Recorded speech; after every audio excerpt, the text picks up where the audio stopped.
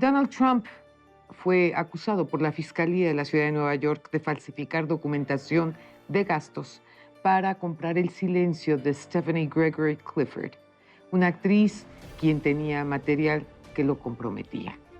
El querer callarla no es un delito, pero lo que dicen los fiscales es que registró ese dinero en las facturas de las empresas Trump como gastos de asesoría legal de su propio dinero y ese dinero se le reembolsó. Pero para poder entender mejor, esta noche voy a platicar con Juan Iván Peña, el expresidente del Comité Nacional de México Republicano. Quédese con nosotros esta noche, les aseguro que el programa va a estar muy bueno y muy interesante. Esto es Frente a Frente, periodismo con responsabilidad. Comenzamos.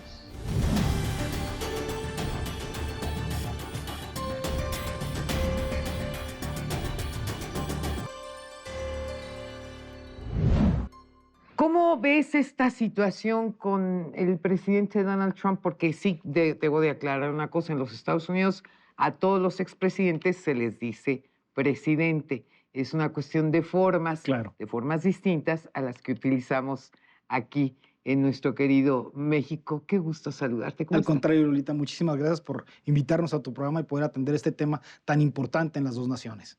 Fíjate que el hecho de vivir en los Estados Unidos, vemos de repente una serie de comentarios de personas que no viven allá, que no conocen la realidad, la cotidianeidad de los Estados Unidos. En mi caso la conozco y la conozco perfectamente bien.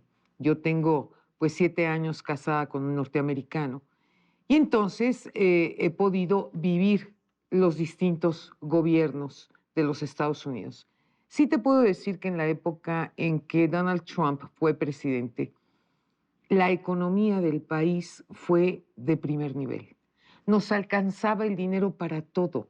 Los precios estaban realmente muy decentes, no había esas subidas de precios como lo que tenemos hoy en día, de una manera de verdad preocupante. Teníamos tranquilidad, no teníamos guerras. Es decir, una serie de circunstancias que es muy importante tomar en cuenta, particularmente ahorita que está este tipo de debates en donde yo de manera particular, y esta es mi opinión personalísima, considero que ya no hay otra cosa más que una consigna de ver de qué manera quieren tumbar a Donald Trump para que no llegue a ganar las próximas elecciones presidenciales. Creo que lo has graficado muy claramente. Gran parte de la base social, sobre todo de la clase media norteamericana, incluidos muchos núcleos que originalmente apoyaban al Partido Demócrata, han visto este tránsito delicado en 3 frentes. El primero tiene que ver con la guerra en Ucrania y el riesgo de guerra mundial Correcto. al que los demócratas están llevando al mundo, porque es obviamente los Biden y su familia, los Obama y los Clinton los que han impulsado esta mecánica de querer meterse en un asunto centroeuropeo y resucitar una OTAN que ya no tiene capacidades ni bélicas ni organizacionales para enfrentar a una Rusia que es una potencia regional. Tema 1.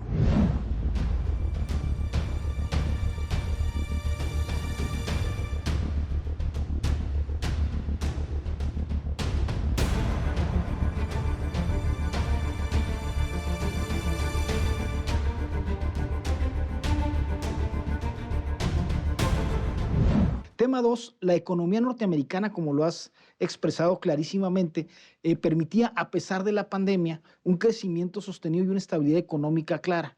¿Por qué? Porque no había estas grandes masas de dinero de cientos de miles de millones de dólares trasladado a frentes extranjeros en donde están haciendo los negocios pues, del círculo de las armas en Estados Unidos. Y tercero y más importante, Donald Trump es un hombre muy pragmático, Sí, claro. que más allá de ponerse a defender ideas, se pone a resolver problemas. Entonces la Casa Blanca era una herramienta resolutora de problemas y permitía que los Estados Unidos fueran una nación hacia adelante. Se volvió a vivir este sentimiento de expansión. Sin embargo, la enorme concentración en las ciudades norteamericanas y el cambio, digamos, de instalación de ciertos núcleos y de una cantidad de dinero exorbitante, llevaron a un desequilibrio en el natural proceso de que Trump se reeligiera en 2020. Y ahora por primera vez tienes la posibilidad atípica de que un presidente pasado un periodo vuelva a reelegirse. y vemos al Estado norteamericano completo, a lo que controlan los demócratas en contra de Trump. Tiene 4 procesos abiertos, uno de ellos llevado a un gran jurado que, como narrabas, carece de sentido. Lo que se está debatiendo no es una ilegalidad, no es ilegal en Estados Unidos que yo pueda hacer un pago. Están tratando de probar si cierto dinero de Donald Trump fue utilizado en el marco de la campaña, y los fiscales altamente ideologizados, y no solamente los fiscales, sino los jueces también, tratan de decir que este hecho, que haya pagado $130,000 en un acuerdo de silencio, es influir en la elección, como si no fuera legal. O sea, estamos hablando de justicia selectiva, pues. Y de un principio de derecho violado, Lolita, porque si yo realizo una conducta legal, no puede ser ilegal. Desde luego. Si el pago es intrínsecamente legal, no puedes decir que en otro contexto como la elección fue ilegal. Pero, ¿qué es lo que estamos observando? El juez, y creo que es muy importante, un juez colombiano que aportó dinero a la campaña de Biden, su hija es una militante activa de los demócratas, ha llevado las cosas a niveles insostenibles. Sí, claro. No puedes querer descalificar, y aquí voy a usar una forma que los mexicanos vamos a entender muy bien, a un político en un derrotero de triunfo con un asunto legal. Aquí pasó con el desafuero, todos lo vivimos, y lo único que permitió es que se consolidara aún más la figura de López Obrador. Desde luego. Y yo creo que eso está pasando en buena medida en Estados Unidos porque se ve la mala fe. Lo están haciendo víctima. Es un mártir, un hombre que no tiene ninguna característica de mártir. No, porque ninguna. Trump no tiene ninguna. No, bueno, por Dios. Lo están convirtiendo Él en un mártir. nunca en la vida se queja, nunca se la pasa instalado a mí me están golpeando y reventando. No es la personalidad de Trump.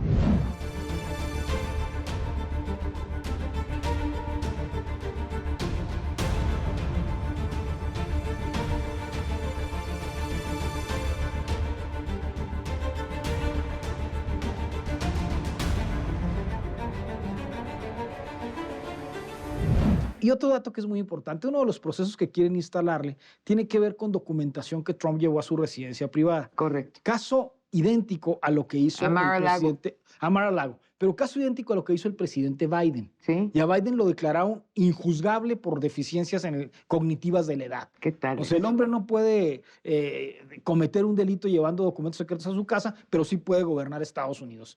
Y a Trump hay que juzgarlo, intentar juzgarlo. No, por eso volvemos a la justicia selectiva. Es ridículo y es lacerante Dios. que la democracia norteamericana, esta gran institución de la que todos hemos abrevado y aprendido, esté ahora en manos de un club de intereses económicos que son capaces de hacer cualquier cosa para mantener una visión del mundo cada vez más en riesgo, Lolita. Yo creo que Trump va a salir fortalecido y creo que México va a salir fortalecido con un Trump que ha pasado muchos procesos, porque otro dato importante que tú también graficas, gran parte de los mexicanos legalmente radicados en Estados Unidos ahora están apoyando a Donald Trump. Por supuesto que sí. Y eso sí. Es fundamental porque todo aquel discurso y la campaña y la parafernalia del 16 ha quedado rebasada en esta nueva etapa.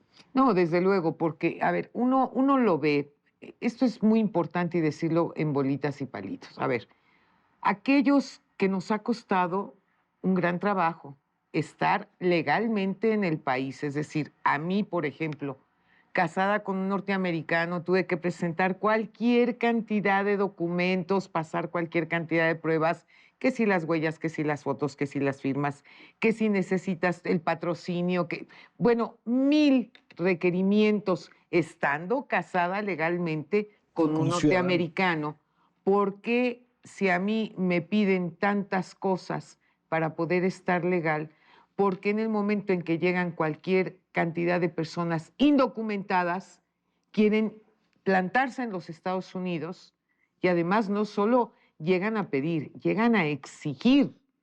¿Y quiénes están pagando todo esto?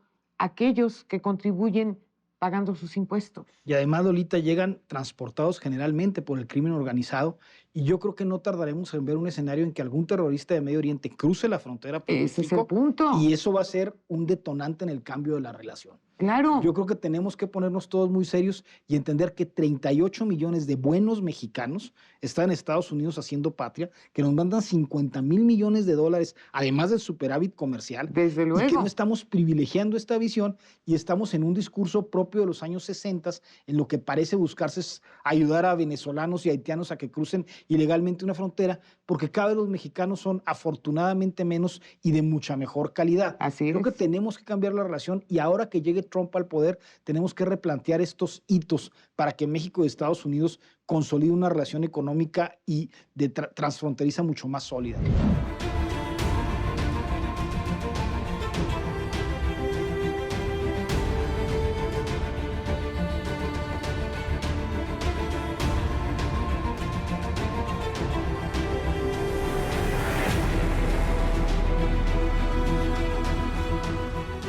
Sobre todo que no haya esas grandes diferencias entre quienes cruzamos la frontera legalmente, correctamente y cumplimos con todas las exigencias y requerimientos que nos solicitan, a aquellos que llegan sin un solo papel y quieren aparecer en los Estados Unidos en el plan de yo te exijo.